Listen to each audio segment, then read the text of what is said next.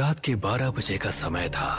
प्रिया guest house के कमरे में लेटी हुई बेचैनी से करवटें बदल रही थी। फुल एसी ऑन होने पर भी प्रिया का पूरा शरीर पसीने से भीगा हुआ था। अचानक प्रिया की आंख खुल गई। वो घबराते हुए इधर उधर देखने लगी।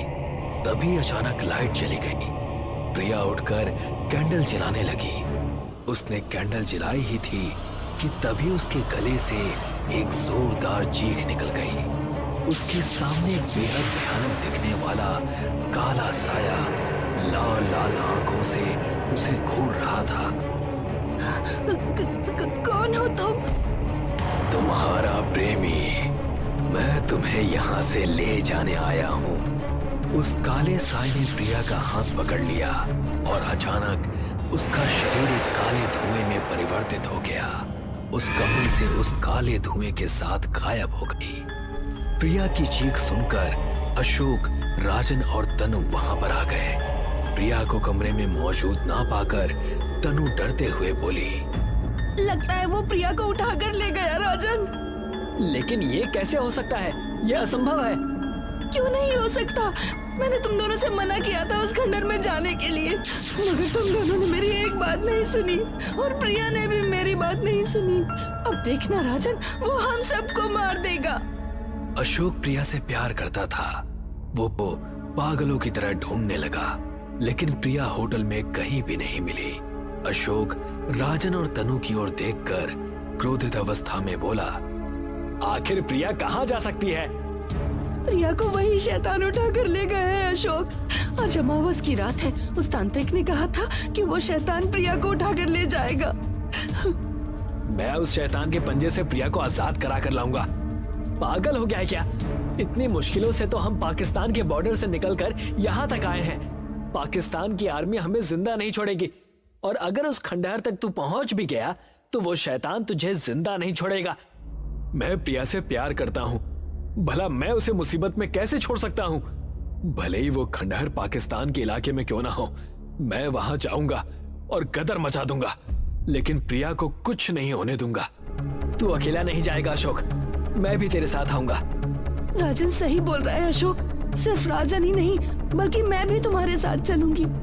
वो तीनों एक कार के अंदर बैठ गए। अशोक ने कार को सुनसान सड़क की ओर दौड़ा दिया। वो तीनों पाकिस्तानी बॉर्डर से बेहद नजदीकी किसी गांव के गेस्ट हाउस में ठहरे हुए थे। अशोक ने बॉर्डर से थोड़ी ही दूर पहले कार को रोक लिया। वो तीनों बड़ी चालाकी से झाड़ियों को पार करते हुए बॉर्डर को पार कर गए और एक घने जंगल के अंदर घुस गए। तभी तनु चीखती हुई बोली, देखो, ये वही खंडर है जहां हम तीनों पाकिस्तानी सैनिकों से बचने के लिए छुपे थे। उन तीनों ने देखा कि उस खंडहर के अंदर अजीब सी दिल दहला देने वाली आवाजें पूरे जंगल में गूंज रही थी। तुम दोनों यहीं रुको, मैं जाता हूँ। अशोक ने इतना कहा ही था कि तभी एक तांत्रिक की आवाज अशोक के कानों में टकराई। तू फिर बोल कर रहा है बच्चे? तुझे मैंने पहले भी चेतावनी दी थी कि उस खंडहर के अंदर मत जाना। वो खंडहर शापित है। हम उस खंडहर में कोई पार्टी करने के लिए नहीं गए थे, बल्कि पाकिस्तानी सैनिकों से छुपने के लिए गए थे। अगर वो हमें देख लेते तो मार डालते। लेकिन अगर तू आज अमावस की रात में खंडहर में जाएगा तो वो तुझे मार देगा। आखिर कौन है वो शैतान जिसकी दहशत से ये सारा का सारा इलाका कांपता है? मैंने देखा था कि पाकिस्तानी सैनिक भी इस खंडहर को खौफ भरी नजरों से देख रहे थे। भारत और पाकिस्तान का बंटवारा होने से पहले ये खंड इसी जमाने में महल हुआ करता था और इस खंडहर का मालिक एक अंग्रेज था। कहते हैं कि वो अंग्रेज हमेशा के लिए अमर होना चाहता था और अमर होने के लिए उसने शैतान की पूजा करना भी आरंभ कर दिया था। अनगिनत लोगों की बलि वो शैतान को चढ़ाने लगा था कि फिर एक दिन शैतान उसके सामने प्रकट हुआ और उस अंग्रेज के सामने उसने एक शर्त रखी कि वो हजारों साल तक जी सकता है, लेकिन एक दानव के रूप में। तभी से ये पूरा इलाका वीरान हो गया। जब मैं प्रिया को पाकिस्तान से छुड़ाकर हिंदुस्तान ला सकता हूँ, तो मैं प्रिया को उस दानों से भी छुड़ाकर यहाँ ला सकता हूँ। इतना कहकर अशोक दौड़ता हुआ उस खंडहर के अंदर प्रवेश कर गया। अशोक को अकेले जाता देख तनु और राजन भी उसके पीछे पीछे खंडहर के अंदर चले गए। उन तीनों ने खंडहर के अंदर कदम रखा ही था कि तभी तनु का शरीर हवा में उड़ गया। तनु हवा में बुरी तरह से घूमने लगी और घूमते घूमते उसका सर एक पत्थर से टकराया। तनु एक चीख के साथ वहीं शांत होकर गिर पड़ी। ये तुम्हें क्या हो गया तनु? मगर तनु मर चुकी थी। अब वहां राजन और सिर्फ अशोक ही थे। तभी उन दोनों के कानों में प्रिया की आवाज टकराई। अशोक और राजन के सामने प्रिया खड़ी थी। प्रिया की आंखें इस वक्त बिल्कुल नीली थी, मानो उसके शरीर पर किसी और ने कब्जा कर रखा हो। प्रिया को देखकर अशोक के दहशत से रोंगटे खड़े हो गए। राजन, लगता है प्रिया के शरीर पर उसी शैतान ने कब्जा कर लिया है। नहीं अशोक, ये सिर्फ उस शैतान का भ्रम है। ये तुम्हारी ही प्रिया है। मेरी तनु तो अब इस दुनिया में नहीं रही, लेकिन तुम अपनी प्रिया को बचा लो। जाओ, प्रिया को अपनी बाहों में भर लो। ये तू कैसी बातें कर रहा है? कहीं तू पागल तो नहीं हो गया? मैं कोई पागल नहीं हूँ अशोक, मैं अपने होशो हवास में बात कर रहा हूँ। अपनी प्रिया को बचा ले। तभी प्रिया बिल्कुल सामान्य हो गई। प्रिया को देखकर अशोक का दिल पिघल गया। अशोक प्रिया से प्यार करता था। कुछ दिन पहले प्रिया को कुछ पाकिस्तानी आतंकवादी अपहरण करके उसे पाकिस्तान ले गए थे और अशोक प्रिया को छुड़ाने के लिए अपने दोस्तों के साथ पाकिस्तान पहुंच गया था। वो पाकिस्तानी सैनिकों की नजर से बचते हुए एक भयानक खंडहर में छुप गया। उस भयानक खंडहर में एक शैतान का राज था और प्रिया इस वक्त उसी शैतान के कब्जे में थी। अशोक प्रिया के नजदीक पहुंच गया, मगर तभी प्रिया का चेहरा बेहद भयानक हो गया और उसने एक जोरदार धक्का अशोक को मारा। अशोक किसी से टकरा कर गिर गया। अशोक की नजरें जैसे ही टकराने वाली वस्तु पर पड़ी, उसकी आंखें हैरत और दहशत से फटी की फटी रह गई। वो राजन की लाश थी।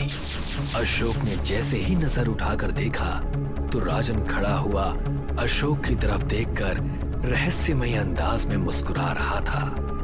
ये तो राजन की लाश है, तो फिर तुम कौन हो? और अगर तुम राजन हो तो फिर ये कौन है? तभी राजन का चेहरा बेहद भयानक हो गया। उसके सर पर दो बड़े बड़े सींग निकल आए और उसका सर काले पगड़े में परिवर्तित हो गया। तेरे दोस्त को तो मैंने 2 दिन पहले ही मार दिया था। इसका मतलब इन 2 दिनों में हमारे साथ राजन नहीं बल्कि तुम थे। हाँ, मैं था। तुम्हारी दोस्त तनु ने तुम्हें चेतावनी दी थी कि इस खंडहर में मत आना और उस तांत्रिक ने भी तुम्हें चेतावनी दी थी, मगर तुम नहीं माने। वर्षों से मेरी आंखें इस खंडहर में किसी इंसान के आने का इंतजार कर रही थी और इस खंडहर में एक नहीं बल्कि 4 इंसान आए। राजन का खून पीकर मुझे इस खंडहर से बाहर जाने की शक्ति मिल गई और अब मैं तुम्हें और प्रिया को मारकर तुम्हारा भी खून पीऊंगा और फिर मैं जीवित हो जाऊंगा। इतना कहकर उसने प्रिया का गला कसकर पकड़ लिया। प्रिया के ऊपर अब सम्मोहन टूट चुका था। अशोक जैसे ही उसे बचाने के लिए आगे बढ़ा, वो हवा में उड़ गया। तभी वही तांत्रिक उस खंडहर में घुस आया। उसने अपनी झोली से एक सफेद पाउडर निकालकर उस दानव के मुंह पर मार दिया। दानव पीछे हट गया। यहाँ से निकल जाओ। ये क्या कर रहे हैं आप? मैं वैसे भी बूढ़ा हो चुका हूँ। मैं इसे मार तो नहीं सकता, लेकिन इसे रोक जरूर सकता हूँ। अब ज्यादा सोचो मत, निकल जाओ यहाँ से। नहीं बाबा, मैं एक भारतीय हूँ और भारतीय किसी को भी मुसीबत में छोड़कर नहीं भागते। क्या इस दानव का कोई अंत नहीं? तांत्रिक ने अपनी झोली से एक चाकू निकालकर अशोक की ओर फेंक दिया। अगर इस चाकू से तुम सीधा वार इसके दिल पर कर दो तो ये खत्म हो जाएगा, मगर याद रखना, अगर तुम्हारा निशाना चूका तो फिर हम तीनों में से कोई जिंदा नहीं बचेगा। अशोक ने तुरंत वो चाकू उठा लिया और ईश्वर का नाम लेते हुए उस दानव के ऊपर फेंक कर मारा। चाकू सीधा उस दानव के दिल के आर पार होता हुआ निकल गया। दानव की चीख हवा में गूंज गई और सब तरफ सन्नाटा छा गया। अशोक प्रिया को लेकर हिंदुस्तान आ गया। रोशन अपने दोस्त नितिन के घर छुट्टियां बिताने गया था। नितिन और उसका बड़ा भाई विनोद एक बिल्डिंग की 10वीं मंजिल पर रहते थे। तेरा घर तो बड़ा अच्छा है नितिन, इतनी अच्छी हवा। थैंक्स यार, हम 1 महीने पहले ही शिफ्ट हुए हैं। मस्त है। और यार ये तो टेरेस वाला फ्लैट है ना? हाँ, इसके ऊपर टेरेस ही है। वाह, फिर तो मजा आएगा। वहां जाकर पतंग उड़ाएंगे। मुझे पतंग उड़ाने का बड़ा शौक है। नहीं, बिल्कुल नहीं। क्यों? क्या तुम लोगों ने सुना नहीं है? वहां वो घूमती रहती है। कौन विनोद भैया? वो चुड़ैल। हंसो हंसो, जितना चाहे हंसो, पर यह सच्ची कहानी है। बहुत साल पहले यहाँ किसी एक घर में विद्या नाम की एक लड़की रहती थी। उसे पतंग उड़ाने का शौक था। एक शाम जब वो टेरेस पर अकेले पतंग उड़ा रही थी, तभी किसी ने उसके साथ जबरदस्ती करने की कोशिश की। जब विद्या चिल्लाने लगी, तब उस आदमी ने उसे टेरेस से नीचे फेंक दिया। तब से वो चुड़ैल बनकर टेरेस पर घूमती रहती है और जो भी मर्द वहां जाए उसका खून कर देती है। कहानी तो अच्छी डरावनी है विनोद भैया, पर यकीन कौन करेगा? हाँ, वही तो, चुड़ैल इस जमाने में। मत करो यकीन, मेरा क्या जाता है।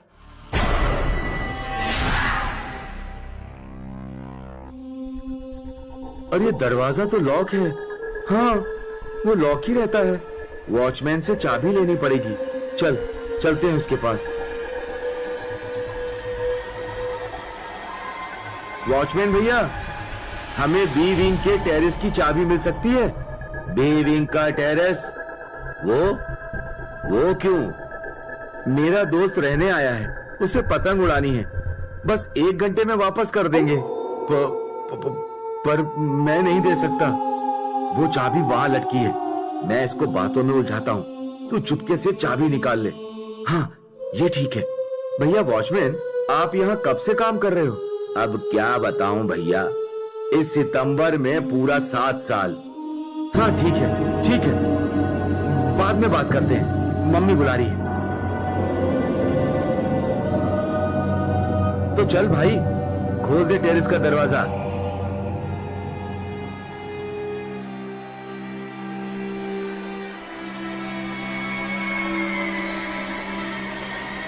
अरे वाह, पूरा शहर दिखता है यहां से तो। चल पतंग उड़ाते हैं।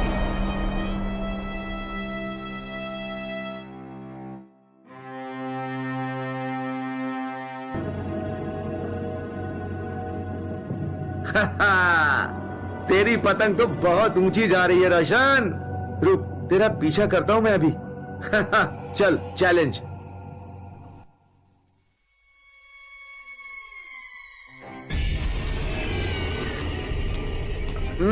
ले, वो गई मेरी पतंग तेरी वाली के ऊपर।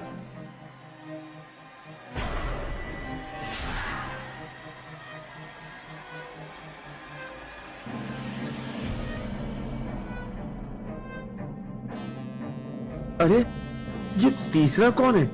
कितनी अजीब पतंग है ये। मेरी पतंग तो कट गई और मेरी वाली भी। कौन है ये? लगता है इसी टेरेस से कोई है।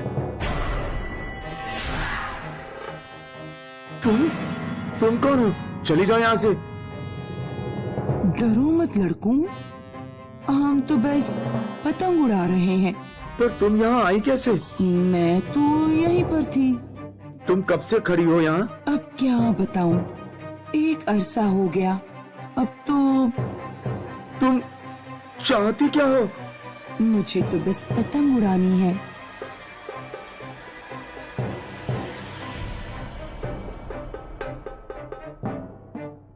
रोशन, टेरेस का दरवाजा खुला है। चुपचाप खिसक लेते हैं यहाँ से। हाँ नितिन।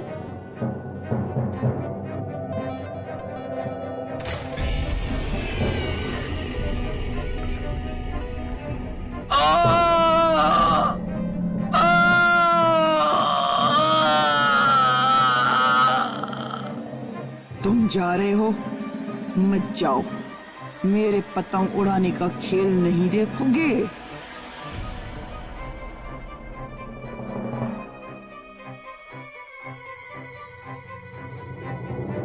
श्श्श, कोई आ रहा है।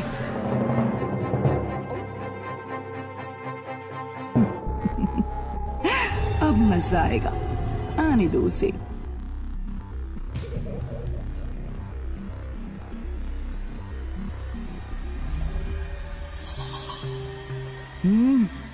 तुम आदमी नहीं, शैतान हो।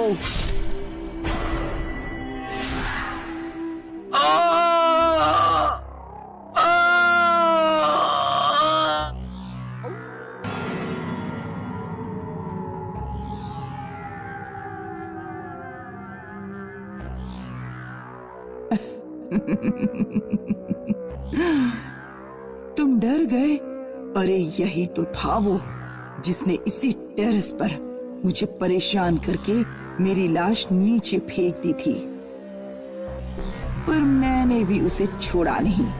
कुछ दिन बाद जब वो वापस यहाँ आया, इसी तरह मैंने उसका सर काटकर बदला ले लिया।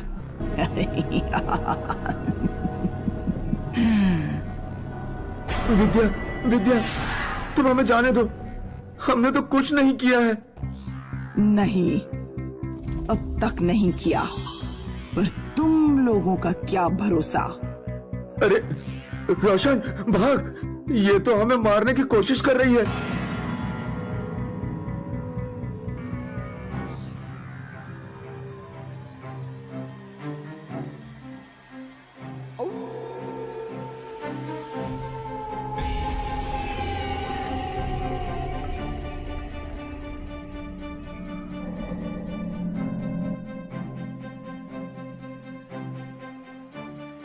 आज मैं तुम्हें नहीं छोड़ूंगी।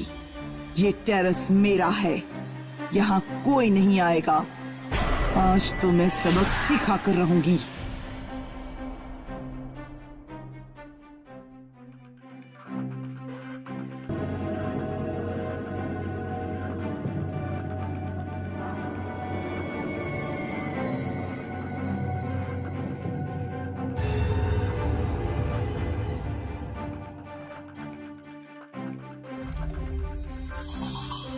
अब तुम्हारा वही हाल होगा जो तुम जैसे किसी मर्द ने मेरा किया था। नहीं विद्या, हमने क्या किया है? हमें छोड़ दो। हाँ हाँ विद्या, हमें जाने दो। मेरी तो अब तक कोई गर्लफ्रेंड भी नहीं है। तुम लोग, तुम हैवान।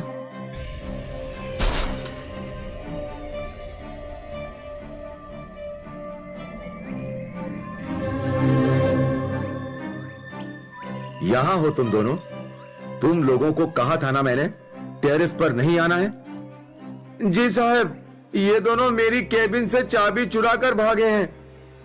इन दोनों को तो मैं देख लूंगा, तुम फिक्र मत करो वॉचमैन।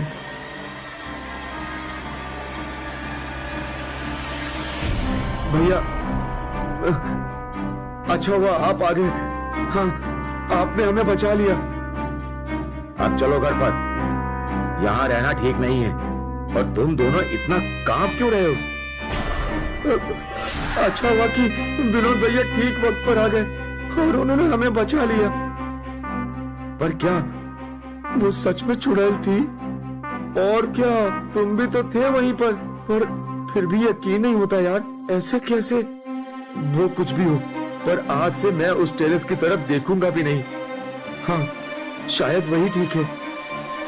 हाँ हाँ, सब चले गए, सब चले गए। अब ये टेरेस मेरा है और यहाँ कोई आया तो